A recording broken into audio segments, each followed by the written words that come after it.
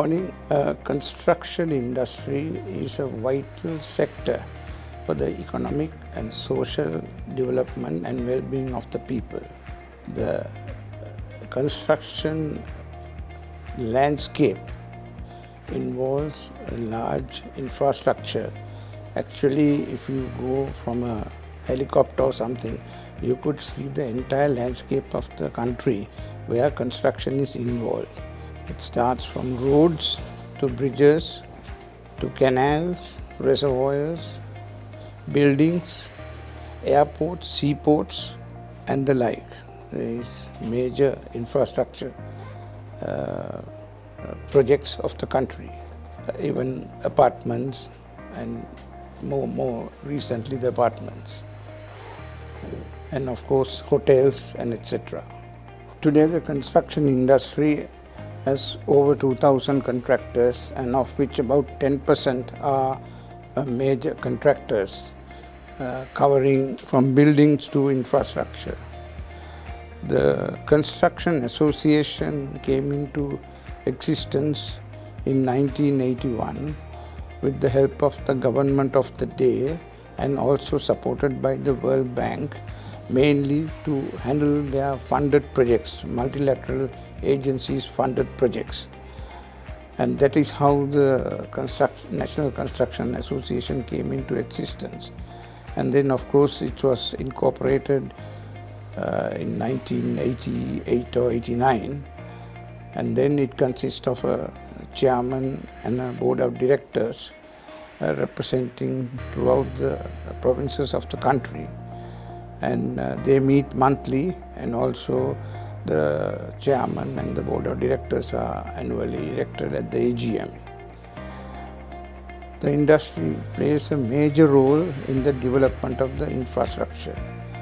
As I explained earlier, it covers from buildings to roads to bridges, hotels, even leisure centers and canals, and other major infrastructure projects, public utilities such as water, sewerage, even electricity, telecommunication, etc. Then of course the present industry situation is not very steady, mainly due to lack of economic and physical planning, because what the industry needs is the country's long-term plan for the next 10 to 15 or even 20 years. What the requirements of the people when the GDP goes from present 4,000 to say 8,000, then the needs of the people will change dramatically. And you can see that from the apartments. If you go back 30 years ago, you hardly saw apartments other than the government housing. So, but with the increase in the GDP and various other needs of schooling and etc., employment, the apartment development became very popular. So these are the factors that needs to be taken into consideration for the construction industry, where the economic and physical planning being done properly, then there will be steady growth in the industry and the continuity of employment. Because currently industry employs almost 800,000 people, of which about 200,000 are white-collar people, that is from office assistants to engineers to managers and etc. So it is important that this industry is sustained. And another thing I must say is government does not recognize this as an industry. It is simply saying a service industry. But I think just like the manufacturing industry, construction industry is a standalone industry, and that must be recognized. And SIDA, being an authority, they should be able to get this point across and make this as a standalone construction industry and not just a service industry. Then of course, from the world point of view, the other countries of course gone into digitalization and even robotics in construction. Although we are using drones for major projects like highways and expressways, road planning, but we have not gone into that much of robotic type construction and other advanced construction. But of course, we have our surveying done on total stations and electronic distance measurement equipments, etc. Well, from the infrastructure, if we go to another area, that is the contracts.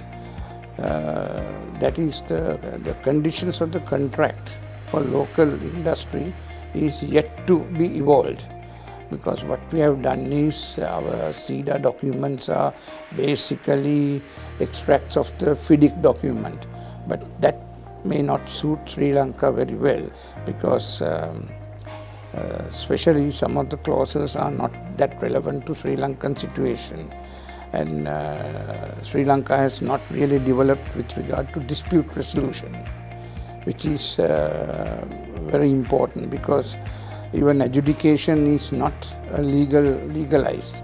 Only the arbitration is by an act. So even the Arbitration Act needs review to the present day requirements and future requirements. So I strongly recommend that dispute resolution clause in the form of dispute avoidance should be included into the contracts, and SIDA must take a note of this and make sure that the new document they are producing is not a mere copycat of FIDIC, but to needs the local needs, and that of course you have to interact with the construction contractors who have really experienced the difficulties of executing under the local conditions.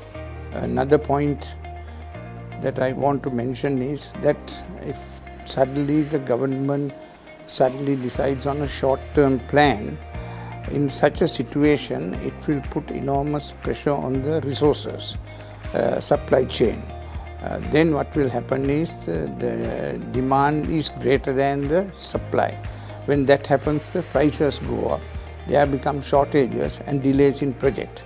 So this is why I said that the physical and economic planning and the physical, economic and social planning has to be properly coordinated and have a long-term 20-year plan, so that when our GDP goes up to a higher level, what the people's expectations are, I mean the way of their living, the infrastructure, all that will have to change. So this is something that needs to be taken into account, because if there is intense construction, there will be a huge demand on the supply chain, particularly raw materials, which will push the construction cost up. So this is something government has to be careful that it should be spread out, and also to make sure that the contracting industry will have continuous work. And this is one of the problems why the school leavers are unwilling to join the construction industry, mainly due to that stability and continuity of work. So that can be only answered by the government planning and not by the private sector, because the private sector investment is such that it may not be to the entire country. It may be in certain areas, essentially in the western province.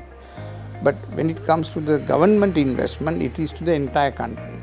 So therefore, it is necessary that we have a sustainable construction contracting industry, not only contracting, even consultancy and supply chain, material manufacturers, even equipment hirers, transporters, all are having work, so that the school leavers of various categories are sure of their continuity of work.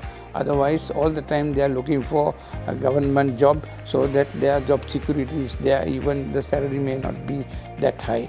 This is something that needs to be studied by the Ministry of Planning, that how they should spread out the development activities and make sure that there is a continuity in the construction industry, because the industry by its nature is arduous. You have to work in the hot sun and maybe even in the rain, in all weather conditions. So therefore there is a reluctance of people to be working under such conditions.